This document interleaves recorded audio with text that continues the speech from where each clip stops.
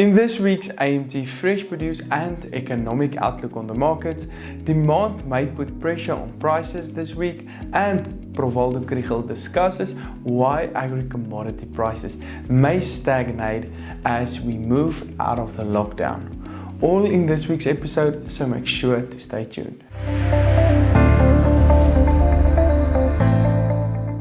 Hi, I'm Johnny and welcome to this week's AMT Fresh Produce and Economic Outlook on the Markets, made possible by Standard Bank. These videos are aimed at keeping you up to date with the latest news and trends in the fresh produce markets of South Africa. And to stay up to date with the latest news and trends and prices, make sure to subscribe to AMT's YouTube as well as Facebook pages. We also do a livestock and grain overview, so make sure not to miss that episode as well. But let's go and see what happened to the latest vegetable prices the past week. The potato price increased last week by 2% to R61.96 per 10 kilogram bag, with low volumes that is still supporting these prices. Although volumes are still very low, demand may also decrease this week, but prices will remain on its higher level for the moment. The tomato price got some support last week, increasing by 22% week on week to R7.25 per kilogram. Volumes are starting to increase this week, which coupled with lower demand can put pressure on prices. The carrot price increased last week to R3.80 per kilogram, and over the short term, higher volumes may keep prices stable, of course, but production issues encountered the last 6 months or so is still likely to result in lower than expected volumes and some price support.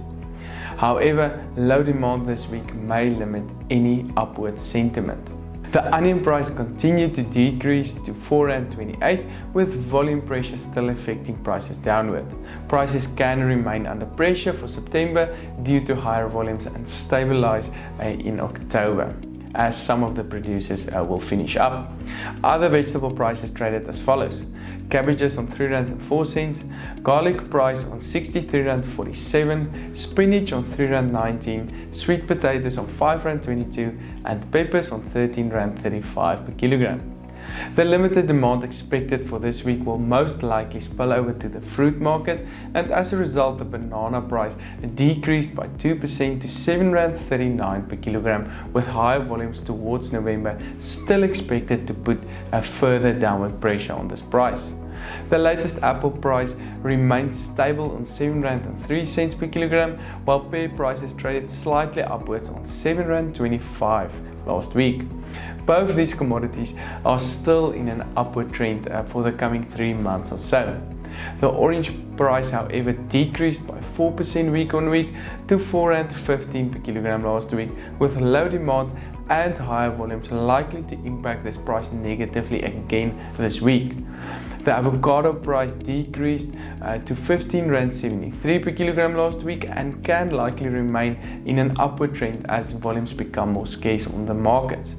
The table grape price traded 21% higher on R61.64 and may trend downward towards the end of the year, with volumes likely to increase. The pineapple price decreased by 8% to R7.62, while lemon prices increased by 6% to R6.31 per kilogram last week. The latest economic indicators are as follows. The rand-dollar exchange rate traded on R16.75, relatively stable the past week, while the latest Brent crude oil price traded lower on $41.71 per barrel. As mentioned, agri-commodity prices may stagnate, and to tell us more about that, here is Prof Waldo Krugell from the Northwest University. This broadcast was of course made possible by Standard Bank. The economic indicator of the week is the release of the second quarter's Gross Domestic Product, or the GDP. It is a measure of the total value of production in South Africa and is used to determine whether the economy is growing or shrinking. Economists expect it to show that the economic activity contracted by 49% from the first to the second quarter of 2020. When the period April to June is compared to 2019, they expect a contraction of 16.5%.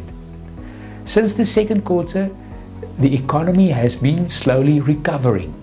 Absa's Purchasing Managers Index has been increasing, new vehicle sales have been recovering slowly, and according to Yoko's index, the sales of small businesses have increased substantially since the lockdown was eased to level 2.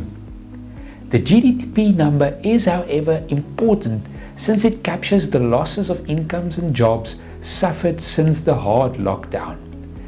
And it means that the aggregate demand in the economy is going to remain low for a while. The World Food Programme forecasts that the prices of agricultural products, and specifically food products, will remain dampened as long as general economic activity is slowly recovering.